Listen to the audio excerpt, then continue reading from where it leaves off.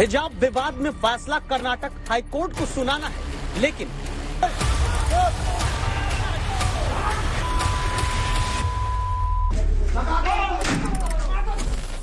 आंसू गैस के गोले हिजाब के मुद्दे पर ही पश्चिम बंगाल में चल जाते हैं। अब पश्चिम बंगाल में आंसू गैस के इन्हीं गोलों को ध्यान में रखकर सोशल मीडिया में वीडियो, ट्वीट, व्हाट्सएप संदेश के जरिए शेयर किए जा रहे मैसेज को देखिए। अभी हमने सिर्फ ट्विटर से कुछ संदेशों को उठाया जिनमें खास बात है 2022 में हिजाब की मांग के साथ आगे 2029 तक अलग अलग मांगों के जिक्र का आरोप लगाकर 2029 तक इसी आधार पर आगे बढ़ते रहने का दावा। ऐसे संदेश नहीं, वीडियो भी शेयर होते हैं। एक वायरल वीडियो है जिसमें लिखा है 2022 में हिजाब पहनकर स्कूल आने दिया जाए, 2023 में स्कूल में नमाज पढ़ने का मौका दिया जाए, 2024 में स्कूल में नमाज के लिए अलग जगह चाहिए, 2025 में नमाज के दौरान क्लास और पढ़ाई से छूट चाहिए, 2026 कॉलेज कैंटीन में सिर्फ हलाल खाने का सामान मिले, 2027 रविवार की जगह शुक्रवार को छुट्टी दे, 2028 मई में स्कूल की छुट्टी क्यों सिर्फ रमजान में दो, और 2029 ऐसा वीडियो में लिखा रहता है कि कृष्ण और राम के चैप्टर हैं, इन्हें हटाया जाए। तो सवाल है कि क्या 2022 में शुरू हुआ हिजाब का विवाद किसी लंबी रिसर्च का परिणाम है? क्या इसी विवाद का क्रमिक राजनीतिक विकास करके आगे लंबे समय तक इस्तेमाल होना है?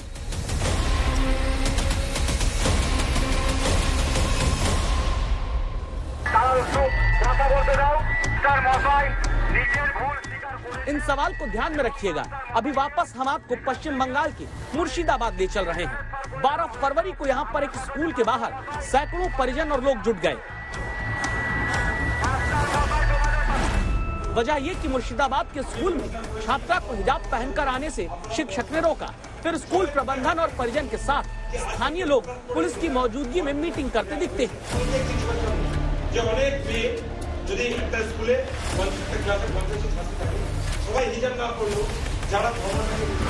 पुलिस और प्रशासन बाहर खड़े गुस्साए लोगों को समझाने की कोशिश करता है।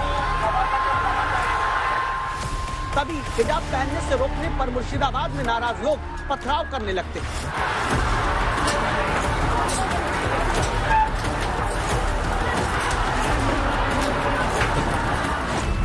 इस गलियारे में स्कूल के बिछे हुए पत्थरों को देखिए।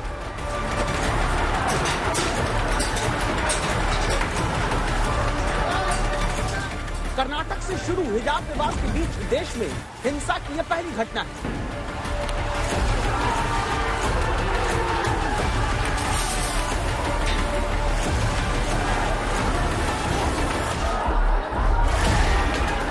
जहां गुस्साए लोगों ने पहले स्कूल में तोड़फोड़ की,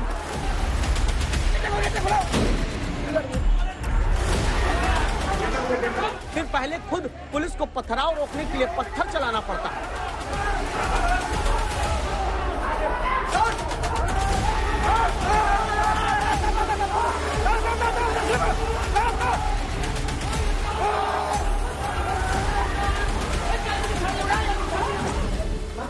इसके बाद मुर्शिदाबाद के स्कूल में हिजाब पहनने से एक छात्रा को रोकने का मामला इतना बड़ा हुआ कि आंसू गैस के गोलों की बरसात पुलिस को करनी पड़ती।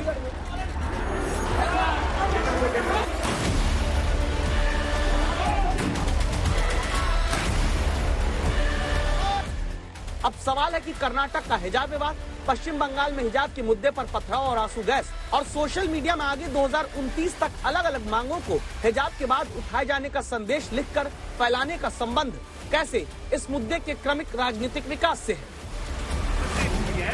तो एक एक घटना को गौर से समझिएगा। यह आगरा की तस्वीर, जहां बीएचपी से जुड़े लोग ताजमहल के भीतर भगवा पहनकर हनुमान चालीसा पढ़ने जाते हैं। पुलिस रोक देती है। इनमें से एक रीना शर्मा की बात अब आप सुनिए। कल के दिन वो तो बोलेंगे हम नमाज स्कूलों में पढ़ेंगे, तो हमारा यही विरोध है कि जो हमारा संविधान है उसके हिसाब से हम लोग रहें, और देश में रहना है तो इसी हिसाब से रहना होगा।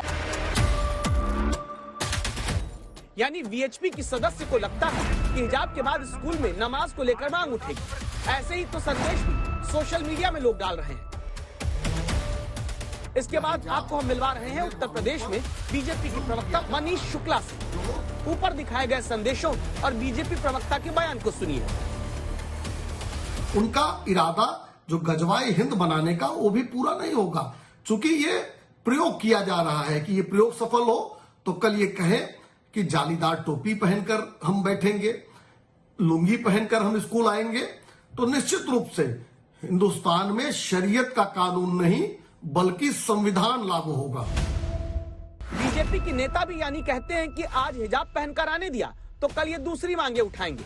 एक पक्ष को लगता है कि आगे हिजाब के बाद स्कूलों में दूसरी मांगे अपने धर्म के मुताबिक की जाने लगेंगी।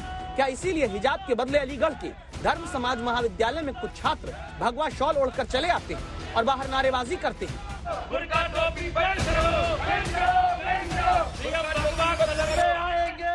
दूसरे पक्ष की तरफ से राजनीतिक लोग ऐसा प्रदर्शित करते हैं जैसे हिजाब के बाद आगे उनकी दूसरी मान्यताओं पर कोई रोक लगने वाली है। दाढ़ी मेरी, टोपी मेरी, बुर्खा मेरा, तुझे क्या करना है उससे? भारत के पार्लियामेंट में दाढ़ी और टोपी के साथ बीजेपी और नरेंद्र मोदी पर तनकीद कर सकते हैं, तो ये बच्ची हिजाब पहनकर जा रही है तो क्यों रोक रहे हैं? बुर्खा, दाढ़ी, टोपी ये हमारे मजहब इस्लाम की एक रुकन है। इससे अगर कोई खिलवाड़ करता है तो उसे बर्दाश्त नहीं किया जाएगा और ये सीधा सीधा भारतीय जनता पार्टी का हथकंडा है। यानी 2022 में शुरू हुआ हिजाब का झगड़ा जरूरी नहीं कि जल्दी सुलझ जाए। अगर कर्नाटक में हिजाब से शुरू हुआ विवाद बंगाल तक आंसू गैस के गोले छुड़वा सकता है, तो क्या आगे धर्म के आधार पर ही लंबे वक्त तक अलग अलग मांगों के नाम पर मुद्दे का क्रम से चुनावी विकास राजनीति में नहीं हो सकता? आज तक ब्यूरो।